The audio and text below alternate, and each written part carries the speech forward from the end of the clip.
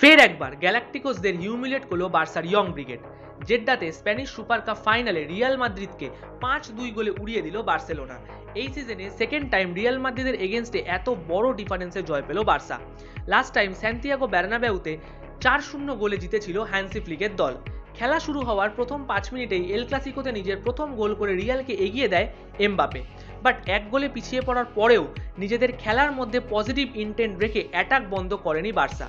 একটার পর একটা চান্স ক্রিয়েট করতে থাকে তারা, and finally the wonder kid Lamine ইয়ামালের একটা দুর্দান্ত ফিনিশ বার্সাকে ইকুয়ালাইজার এনে দেয়। এরপর পেনাল্টি থেকে বার্সাকে লিড এনে দেন রবার্ট লেভানডস্কি। আর এর ঠিক 3 মিনিট পরেই জুলস কুন্ডের একটা অসাধারণ ক্রস থেকে হেডারে একটা ওয়ার্ল্ড ক্লাস ফিনিশ করেন ক্যাপ্টেন রাফিনা।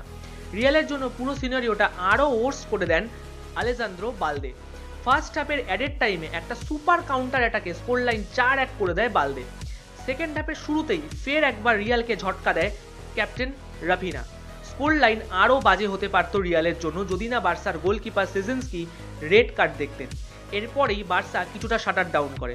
বাট এই ম্যাচে রিয়ালের ওপর নিজেদের কমপ্লিট পিওর ডমিনেন্স দেখায় Barcelona, just like the Messi Xavi Iniesta এরা। বার্সার হয়ে নিজের ফার্স্ট ট্রফি জিতলেন কোচ হ্যান্সি ফ্লিক। আর এই ম্যাচ জেতার ফলে নিজের কোচিং কেরিয়ারে ফাইনাল ম্যাচে 100% উইনিং রেকর্ড ধরে রাখলেন ফ্লিক। বার্সার হিস্ট্রিতে এটা 15 নম্বর super cup title. All total, it was a night to remember for Barca and night to forget for Real Madrid.